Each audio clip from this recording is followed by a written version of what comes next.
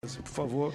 Bom dia. Acertei, viu? Bom dia a todos e a todas. Eu queria cumprimentar a mesa na pessoa do Antônio José e nas pessoas do Antônio José e do Messias, que são os verdadeiros representantes da pessoa com deficiência nesse espaço. Eu venho trabalhando há muito tempo com a pessoa com deficiência, 18 anos especificamente, porque eu tenho um filho, Lúcio, que tem síndrome de Down. Então, desde que o Lúcio nasceu, eu engajei no movimento da luta de defesa da pessoa com deficiência e tenho feito isso intensamente todos os dias da minha vida. Eu acredito numa coisa que eu acho que é importante, que todo mundo que se propõe a trabalhar em prol da inclusão das pessoas com deficiência, é que as pessoas entendam que você só aprende a conviver com pessoas com deficiência convivendo com elas. Então, esse espaço aqui hoje é um espaço de convivência entre pessoas convencionais e pessoas com deficiência. E a gente percebe que, com toda a boa vontade do Senado, com toda a boa vontade do senador e com toda a boa vontade da equipe do senador, nós tivemos falhas terríveis nesse evento em relação à pessoa com deficiência.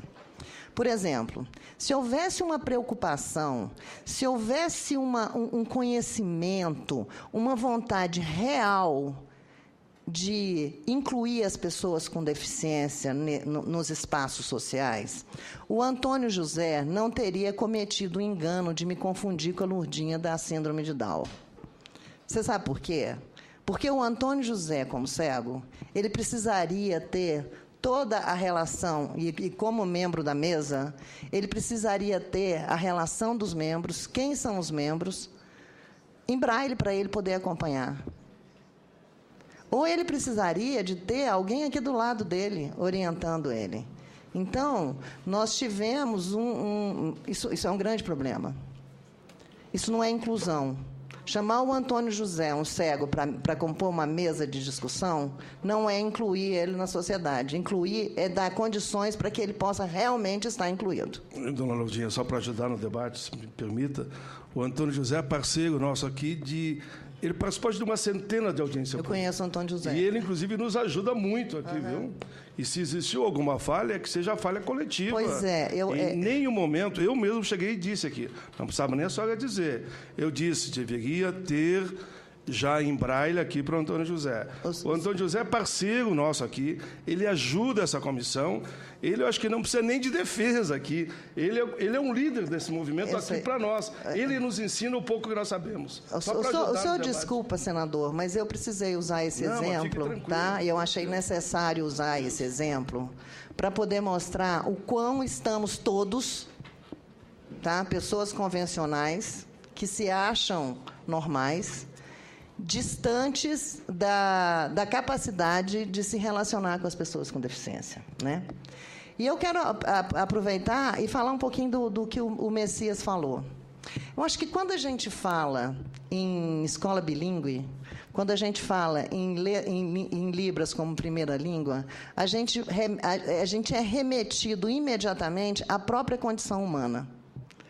Porque o que nos diferencia dos outros animais é a linguagem, vocês concordam comigo? E a linguagem do surdo é a língua brasileira de sinais, do nosso surdo aqui do Brasil.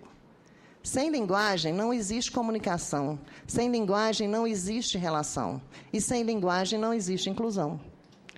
Por que o surdo, eu gostaria de falar isso agora para a professora Macaé, por que o surdo reivindica tanto essa questão da escola bilíngue?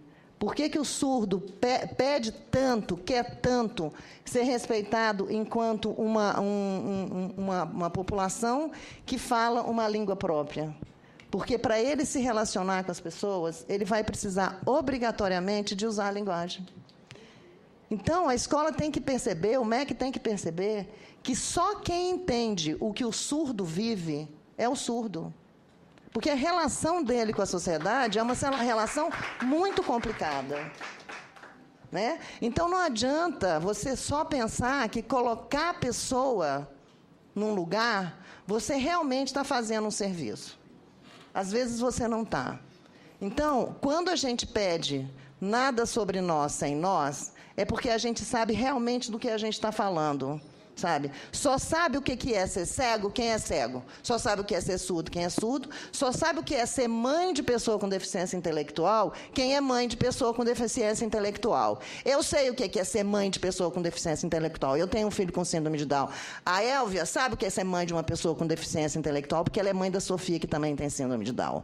Então, é só a gente. É nada sobre nós sem nós mesmos, porque somos só nós, apenas nós, pessoas que vivem o dia a dia da deficiência, das relações e do preconceito, que podemos saber o que significa isso.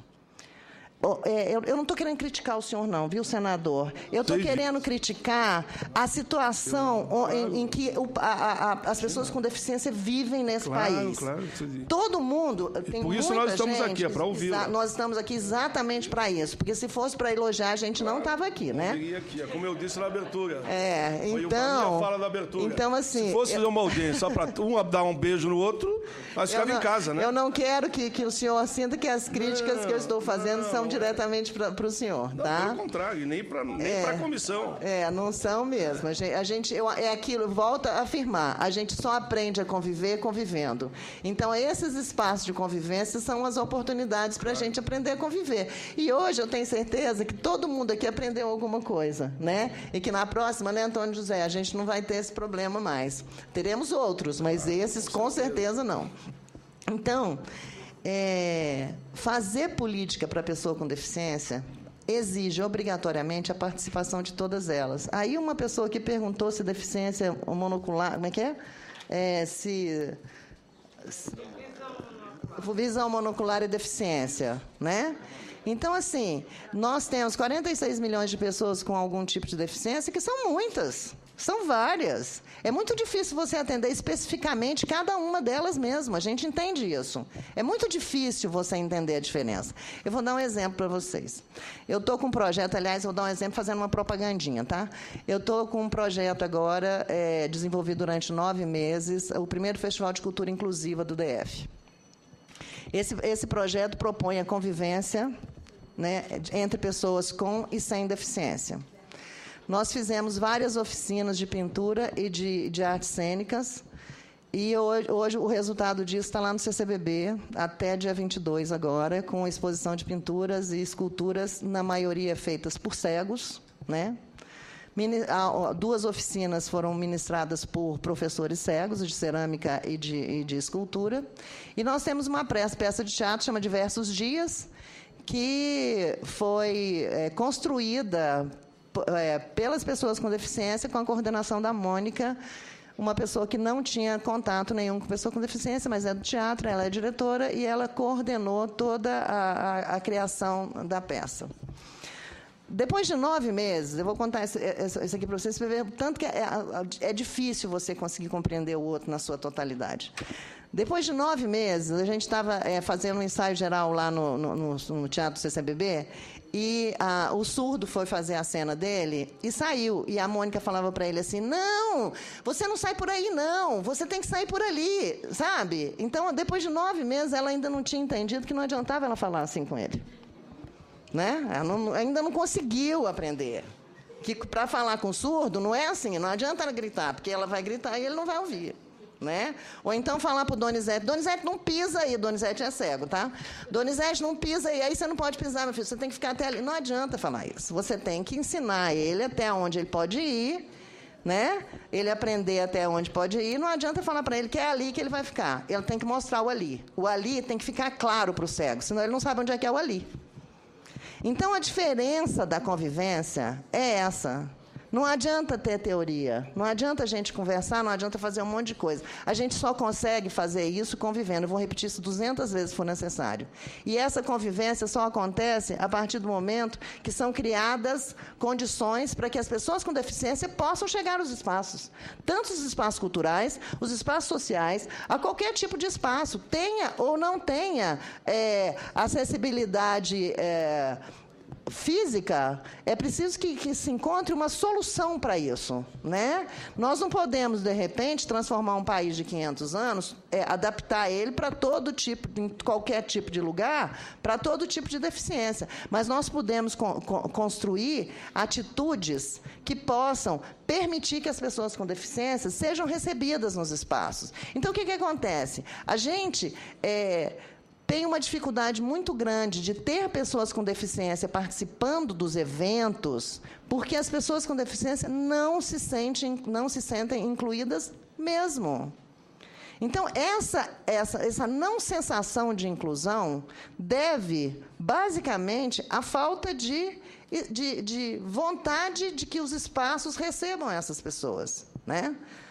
Os espaços não estão prontos, as pessoas não estão prontas, a escola não está pronta. A escola inclusiva, ela existe muito bonitinha no papel, mas a escola inclusiva não existe de fato. A escola inclusiva está longe de existir de fato. A escola inclusiva, ela precisa andar muito. A gente discutiu isso na CONAI, né, que até o Messias, o grupo de estudos, teve grandes problemas na última CONAI. Espero que não tenhamos nessa, né? A questão do modelo de educação, né? Enquanto a gente não discutir o modelo de educação, a gente não tem condições de fazer uma inclusão das pessoas com deficiência na escola de fato. O modelo não cabe mais. Esse modelo não cabe mais na educação. Esse modelo tem que ser repensado. Esse modelo tem que ser discutido. A Libras deve estar em todas as escolas, porque se a gente tiver Libras em todas as escolas, desde o ensino lá do ensino da criancinha, que eu esqueci o nome agora, se a gente tiver Libras desde o infantil para a escola como um todo, daqui a alguns anos não precisaremos mais de intérprete de Libras. Sinto muito, vocês vão perder o emprego, tá? Mas não vamos precisar mais, porque todas as crianças falarão Libras.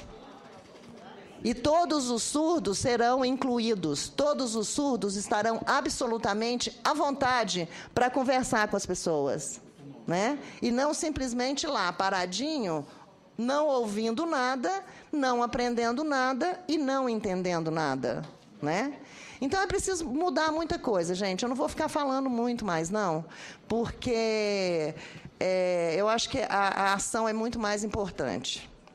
E eu acho que o debate é muito mais importante. Então, eu vou concluir aqui agradecendo imensamente a oportunidade de falar, porque nós precisamos de oportunidade, viu, Célia? Obrigada, tá?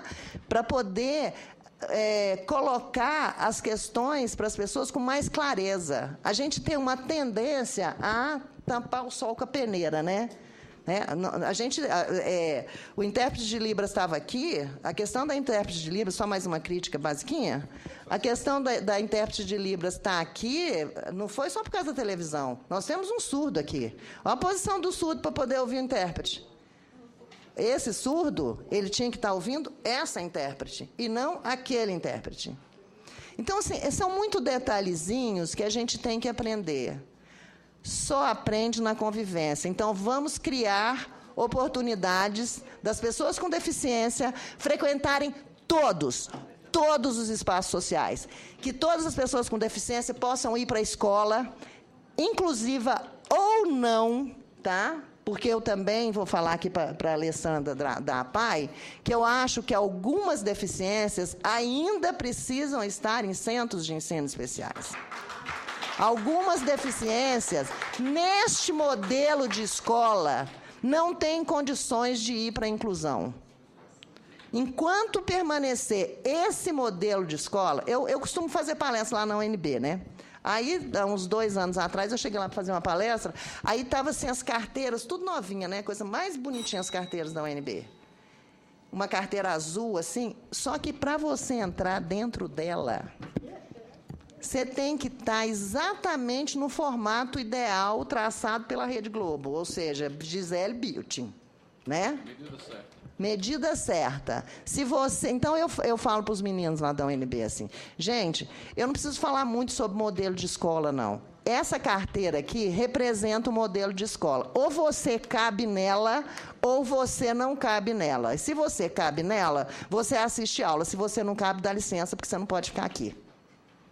É isso. É assim que a pessoa com deficiência ou a pessoa fora do padrão normal é tratado, não só na escola, como em todos os espaços. Né? É o gordo que não cabe no avião, que não cabe na poltrona do teatro. Então, é muita coisa para ser resolvida. Então, vamos criar espaços de convivência. E eu aproveito para convidar todos vocês a assistirem à peça Diversos Dias no CCBB, que é uma peça absolutamente inclusiva. A maioria dos atores tem deficiência, a gente tem deficiente físico, foi um desafio, mas a gente conseguiu. Tem deficiente físico, tem deficiente intelectual, tem síndrome de Down, tem deficiência múltipla, tem cego, tem surdo e tem cadeirante. Tá? Então, e a peça ficou maravilhosa. E quando a pessoa vai assistir, tem um áudio de escritor, tá? Que fica contando para todos os cegos o que está acontecendo, e tem um intérprete de Libras que permite que o surdo entenda os diálogos. Então, eu convido vocês a assistirem essa peça no CCBB, dia 21 e 22, às 21 horas, para que vocês possam entender o que realmente é criar espaços de oportunidade para a convivência das pessoas com deficiência. E visitar a exposição, desculpa. E a exposição que fica no CCBB é um parceiro nosso da exposição, e que as obras de arte foram feitas a grande maioria por pessoas com deficiência. Nós formamos, né, César, uns 6 pintores. Pintores, tá, Célia Regina? Cegos. Parabéns mesmo. E escultores, então, assim, são pessoas que nunca tinham pensado em fazer alguma coisa, e as oficinas foram buscando e trazendo confiança e capacidade para essa produção. Vale a pena ir lá conhecer, para a gente entender que as pessoas com deficiência só precisam de uma coisa: oportunidade.